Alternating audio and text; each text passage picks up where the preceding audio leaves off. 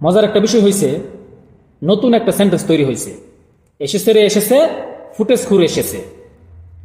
আমরা তো বিড়িখুর, চাখুর, পানখুর এমন অনেক খুরই শুনছি। এখন আবার আমরা নতুন একটা সেন্টেন্স শুনলাম যে ফুটেজ খুর এসেছে রে এসেছে, ফুটেজ খুর এসেছে। কিছুদিন আগে এরকম ভাইরাল আর একটা স্লোগান আমরা শুনছি। জগন্নাথ বিশ্ববিদ্যালয়ে একটা ছেলে বলছিল যে 1 2 3 4 সব শালারা বাটপার, আর্মি হবে ঠিকাদার। মোটামোটা কণ্ঠে খুব সুন্দর করে বলছিল, স্লোগানটা কিন্তু খুব ভাইরাল হয়েছিল। তদ্রুপ এখন এই 7 কলেজের শিক্ষার্থীরা আরেকটা স্লোগান তৈরি করলো যে এসেছে রে এসেছে, ফুটেজ খুর এসেছে। আসলে বিষয়টা কেন, যে হাসনাত, সার্জিস তারা মানে সবসময় কিন্তু এই মিডিয়া প্ল্যাটফর্মে দেখা যায়, ফুটেজে দেখা যায়, ওয়ান ক্যামেরায় থাকে। অনেক সময় দেখা যায় মাহফিলে গেছে হাসনাত আব্দুল্লাহ। এই যে গতকালকে তো দেখলে নেই, এই 7 কলেজ এবং ঢাকা বিশ্ববিদ্যালয়ে যখন সংঘর্ষ হয়, সেখানেও তিনি গেছিলেন এই মানে সংঘর্ষ নির্ধারণ করার জন্য। কিন্তু সেখানে গিয়ে সে তুপের মুখে পড়ে। আর বিভিন্ন জায়গায় যখন কোনো অনুষ্ঠানে যায়, কোনো কিছু প্রধান অতিথি হয়ে যায়, তখন কিন্তু ওয়ান ক্যামেরায় থাকে। আর এইসব কারণেই এই স্লোগানটা দিচ্ছে 7 কলেজের শিক্ষার্থীরা, যা এসেছে রে এসেছে, ফুটেজ খুঁড়ে এসেছে। মানে সবসময় ফুটেজ থাকে আর কি, ফোকাস থাকে, প্রোটোকল নিয়ে ঘুরতেছে, সরকারি গাড়ি দিয়ে চলাফেরা করতেছে, মানে একটা সবসময় পাবলিকের ফোকাসে থাকে। তাই স্লোগানটা এই 7 কলেজের শিক্ষার্থীরা দিছে। আচ্ছা, যাই হোক, ঘটনার প্রেক্ষাপটে রাত 12:30টার দিকে নীলক্ষেত থানায় নীলক্ষেত এলাকায় আসে।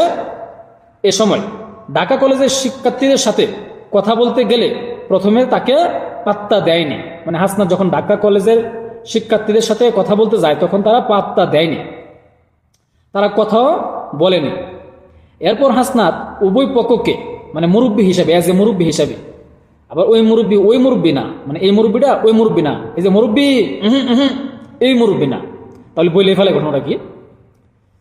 হাসনাত উভয় পক্ষকে শান্ত করার চেষ্টা করেছে।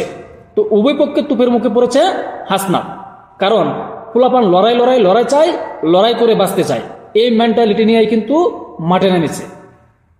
এই সময় ঢাকা বিশ্ববিদ্যালয়ের শিক্ষার্থীরা হাসনাতকে উদ্দেশ্য করে ভুয়া স্লোগান দেয়, এসেছে রে এসেছে, ফুটেজ খুর এসেছে। পরবর্তী সময় দেখা যায় ঢাকা কলেজের শিক্ষার্থীরাও এই স্লোগানটা ব্যবহার করে। এরপরে তিনি সংঘর্ষ এলাকা থেকে, মানে হাসনাত আব্দুল্লাহ একটু চালাক, চিন্তা করছে পরিস্থিতি যে অবস্থা, এখানে থাকা যাবে না, তিনি কিন্তু লাঞ্ছিত হইতেছে এই জায়গাতে। পরে তিনি সংঘর্ষ এলাকা ছেড়ে তাড়াহুড়ো করে ক্যাম্পাসের দিকে চলে যায়। মানে নীলক্ষেত এবং সায়েন্স ল্যাবের যে মোড়, এগুলা কিন্তু পুরো একটা সংঘর্ষে পরিণত হয়েছিল, ধ্বংসস্তূপে।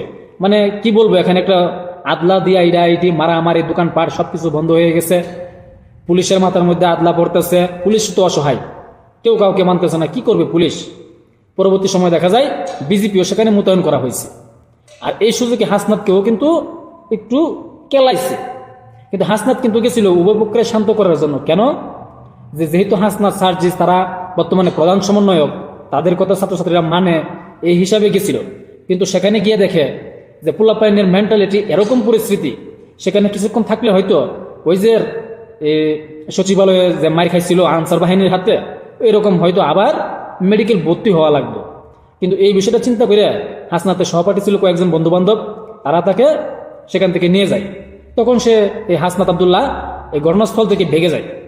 কারণ ভেগে না যায় তো উপায় নাই, পরিস্থিতি যে পর্যায়ে দাঁড়াইছে, ছাত্ররা কিন্তু তাকে আবার মেডিকেল ভর্তি করে দিত। তো ছাত্রদের দাবি দেওয়া যৌক্তিক। বর্তমান পর্যায়ে মানে সবাই কিন্তু টাকা খরচ করে, ঢাকা কলেজের অধীনে 7 কলেজকে রাখার তো কোনো দরকার নাই, তাদেরকে আলাদা করে দেন।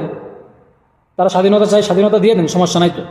ঢাকা কলেজ মানে ঢাকা বিশ্ববিদ্যালয়ে ওরা ওদের ভাবে থাকুক, আর এই 7 কলেজ তারা তাদের ভাবে মানে স্বতন্ত্র কলেজ হিসেবে দাবি করতেছে, বাস তারা আলাদা হয়ে যান, এখানে তো কোনো প্রবলেম নাই। আমি মনে করি দোষটা কিন্তু ঢাকা কলেজেরই। কেননা ঢাকা যেহেতু আন্দোলন করছে, তারা 7 কলেজ যখন একসাথে আসছে, তো অভিভাবকটা কে, ঢাকা বিশ্ববিদ্যালয়। তো ঢাকা বিশ্ববিদ্যালয়ের সামনে তো আসবে তারা, তো ঢাকা বিশ্ববিদ্যালয়ের সামনে যেহেতু অভিভাবক ঢাকা বিশ্ববিদ্যালয়, তো ঢাকা বিশ্ববিদ্যালয়ের সামনে তারা আসবে, আন্দোলন করবে। তো ঢাকা বিশ্ববিদ্যালয়ের প্রাঙ্গণে যাই ছাত্রছাত্রী ছিল, তারা তো পাল্টা আক্রমণ করার কোনো দরকার পড়ে না।